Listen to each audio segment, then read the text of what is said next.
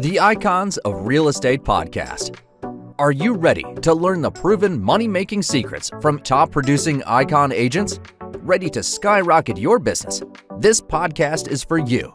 Tune in every week with your host, Tomasz Fonseca, and find out how to implement proven strategies to 10 times your business, from $3 million to $30 million in just 12 months. Brought to you by the Masters in Real Estate Marketing, Arter SEO. So welcome to another episode of the Icons of Real Estate podcast, where we are highlighting top professionals who are making waves in the industry. Now, I'm your host, Karen Roberts, and today I'm thrilled to introduce Federico Busacca, our dedicated realtor with EXP Realty. Now, he has a background in restaurant management.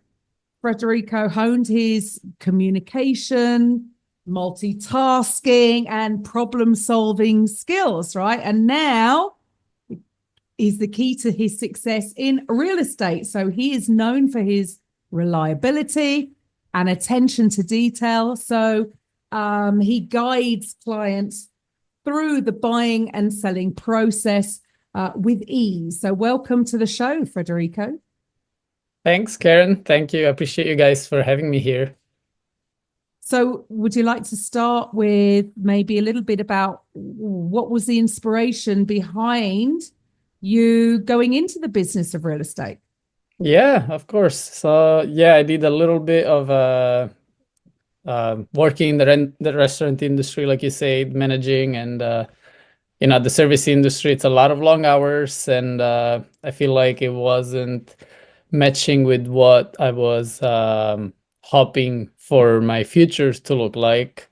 It almost felt like it was kind of a dead end industry in a way, at least for me, where you get to the point where you either keep managing something or you have to open your own restaurant. And long term, that wasn't really what I was picturing for myself and my family.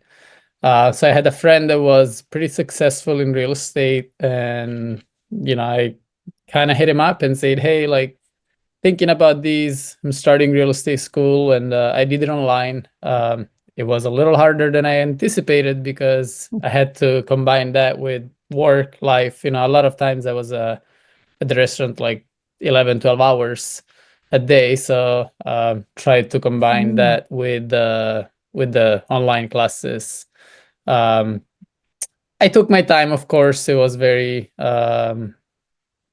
something I kind of dragged in the beginning, but then I set myself up, and like everything, and I'm sure we'll get to talk about it, you got to have your goal. You got to set yourself to achieve that. And that's what I did in the end. I was like, you know what?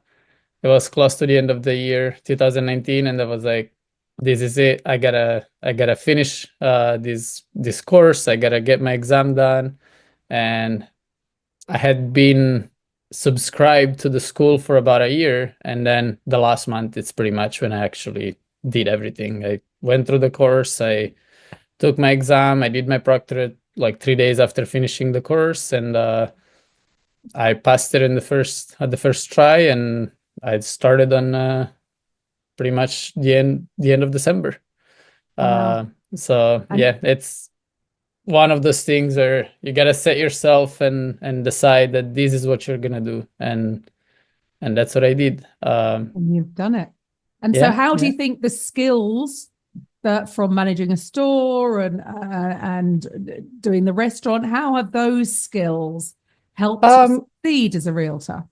I feel like the communication that you learn, that you come across in different industries, in the end, are what helps you become who you eventually become. When I was managing the restaurant, I obviously interacted with different personalities, different clients, customers,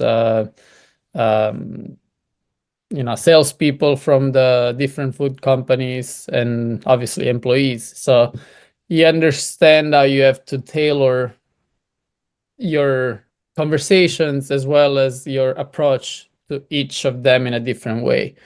And I feel like, especially in the restaurant industry, where, a lot of employees come from different backgrounds and they're all in and out, like it's not always, there is a big turnaround oftentimes. I think that's when you learn mostly how to interact with people and how to respect the others and understand how, everybody has their story, everybody has their experiences in life, and you just gotta approach everybody in a different way and just try to understand their personality and cater to them in the end. And that's what I feel like I brought with myself into real estate, the understanding of, you not everybody will be the same. I know a lot of people have scripts that work for everyone. I feel like for myself, it's been more like be yourself, respect people, and listen, and try to understand what is that they're really looking for in an agent at the end. Because, everybody can sell a house at the end. People nowadays see most of their things online. It's Yeah, not like it sure. used to be years ago, where obviously an agent was the person you would go to find the right house, to because online wasn't a thing. They had the books, they had the MLS in a different way. Now it's like it's more of meeting that person's expectation and what an agent should be doing. And that's different for everybody. I think every consumer in the end has a different perspective and a different need.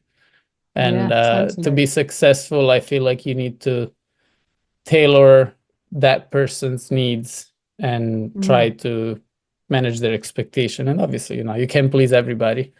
But I think that's what I learned from what I did before. Brilliant. And you mentioned there, you emphasized the importance of listening in real estate. Can you share a time when truly understanding a client's needs made all the difference in a transaction? That's a good one. I can necessarily think of a specific time in which it made the difference. I can tell that I have seen where when you are competing with another agent to get a listing, or even with a buyer, you hear, "Oh, we decided to work with you because you didn't present yourself as this pushy salesperson. You were yourself. You were listening. You were conversating with us." In the very beginning, I had this client that I'm actually still helping. I think we've done 4 transactions at this point. And on the very first conversation, I was just listening to his frustrations, his concerns. He was looking for an investment property at the time, and then he eventually ended up actually buying a house for himself and his family instead. So I went a totally different direction. And one of his things was, I was working with this person, but I feel like they're brushing me off all the time. I feel like they're not really listening to myself. And just me acknowledging that and setting up that appointment, because at the end, that's all I did. I set up an appointment to go see a property. That's what I guess helped establish that conversation, instead of me asking all these questions over a phone call, just to make him feel like I was, trying to get God knows what. Yeah. So yeah, It's going from, instead of just treating everything as purely transactional, yeah. what you've shared there is the importance of showing up to serve, and listening is a massive part of that. Oh yeah, So, absolutely. yeah. So, but look, buying or selling a home is one of the biggest decisions someone can make, right? So, what is your approach to making the process as smooth and stress-free as possible for your clients? I honestly just try to be myself and interact with them, and I take it step by step. So in the very beginning, especially with first-time home buyers that have never done it, I give them the gist of what the process will look like, but I always tell them, I don't want you to get overwhelmed. I could get into all the details in the world and make you feel very stressed. I'd rather take it one step at a time. So I explain to them, this is our first step. We get pre-qualified. We, look at the buyer's agency agreement now with, the new rules. Next step is we go out and look at houses. Once you find a house, then, these will be what we do. We make the contract. I go over the contract with you. Like I try to approach every person in a way that makes them not feel like I'm trying to throw all this stuff at them and just make them feel like, what am I doing? I put myself in their shoes. I've been in front of salespeople that are very pushy, that try to have you make a decision right there and then. I'm totally the opposite. I'm very laid back when it comes to the sales process. I try to work with people. I always feel like in the end, if they're looking to buy a house, they'll buy a house. I'm not the one that has to sell the house. The house will sell itself. The right house will come and they will know it. If I push them to buy something, 3 months later, they're going to hit me up and say, like, what did you have me do?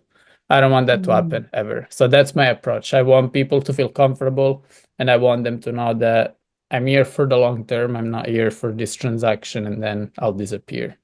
I want customers and clients for life, not Love just that. for that Love that transaction. approach. See, yeah, that's a great mindset to have. And what I'm hearing from you is really just about being transparent, being authentic, and yes, it's not about totally chasing the sale, because you're looking for the long term and repeat business and possibly referrals. So absolutely.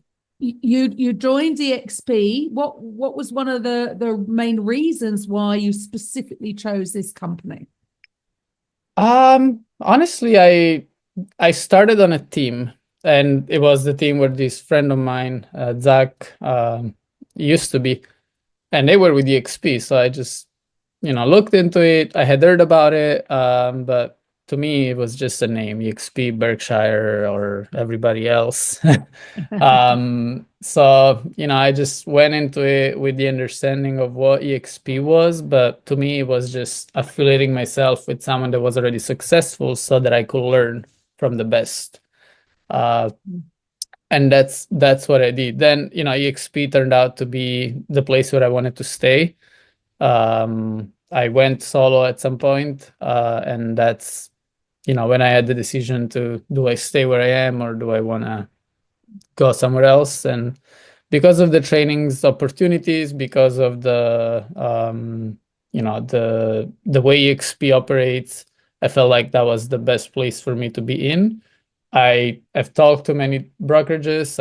I get calls every week, probably, just someone trying to recruit or have me go somewhere else. And I've explored, obviously, I've had conversations just to understand what other places have to offer. But I feel like in the world we're in today, EXP has a better outlook and a better perspective for what I'm looking for in the end. And, people don't necessarily affiliate the agent with which brokerage are you with. They recognize yourself in the end, and if they've had a good experience with you, you can be with EXP, you can be with anybody else. EXP gives you the trainings, EXP gives you the opportunities. Rev share and all that we know are an added value to me, and that's what's made me stay with the company. Awesome. And so how, everybody said last year was a little bit different. So how are things for you? And you're in Maryland, right? So how many transactions did you do last year versus the year before? I'm in Maryland and Pennsylvania. Last year, I've been pretty consistent throughout the years. Last year I did, I believe it was 33. I closed at 33. Wow. I think the year before might have been maybe 2 or 3 more. I'm terrible at keeping track. That's pretty impressive, considering a lot of people really, really struggled last year, but you've kept it. So you even increased on the year before. So what would you say is what's next then for Federico? What are your goals for this year? It's definitely a different market, so I'm still trying to determine where I'm trying to go. Um, I have an 8 months old. We have an 8 months old baby, my wife and I. So things are changing a little bit in my perspective and my life, of course. My goal is to stay consistent with where I am, at least for this year. So that somewhere between that 30 and 35 transaction is still my goal for the year. um, I can say it's been a different market. I can say that even from last year, things are slightly different. But it's also only February. I mean, we're almost in March, but it's February. And I think, it's things are changing, at least in this area. I feel like, and it's very much market by market. And I can tell even between Pennsylvania and Maryland, some cities, some places, the market is more stagnant than others. So I can say from a listing perspective, there are places where things will fly off the market in still a matter of hours, and then there are places where things will be sitting for a while. So I'm just still trying to gauge the market for the most part. But yeah, my goal is to still be in the 30 to 35 transaction. I ideally want to do less, but at a higher price point, of course. Yes. Because I feel like I'm trying to dedicate more time to my family, and I want to Absolutely. learn how to have some kind of a balance. It's hard to have a work-life balance when you When have you're a your own realtor. business and you're a realtor and you're running your Yeah, all over the place. But definitely. yeah, But that's the plan. That's the plan. yeah, Awesome. that's the plan. So finally, because here at Icons, we're not just a podcast, we're really passionate about making podcasting accessible to everybody involved in the business of real estate, because it's a great tool to humanize you as a realtor. It enables you to create content as well as build relationships, which most people's businesses are based on relationships, right? So we are the #1 real estate podcast network. So Federico, if you had your own podcast, what do you think you'd call it? That's a great one. I haven't really thought about it much because it's not something I've looked into. I will probably play it off. I kind of have a quote unquote slogan that I use for some social media stuff. So I would probably go off of that. The slogan is "Don't settle for less, they'll fed for success." So I would probably go off of that, tweak it a little bit, and try to fit it into a podcast in a way. It's all about your branding. It's all about your branding. It's all got to be in alignment. And so finally, if there's anybody out there that's looking to buy or sell in Maryland, so how would they reach you? Where do they find you, Federico? The best way is my cell phone. They can text me or call me at 717-668-5032. They can also find me on obviously Facebook, Instagram. It's Federico Busacca Realtor. Those are pretty much the places. And obviously my email. It's first name dot last name at exprealty.com. So Federico.busacca at exprealty.com. But the phone is always the best way to reach me. So cool. And Federico's details will be in the show notes, so resort back to those. But Federico, thank you for taking your time out today to speak with us, and to the listeners. I'll be back next time with the Icons of Real Estate. Bye for now.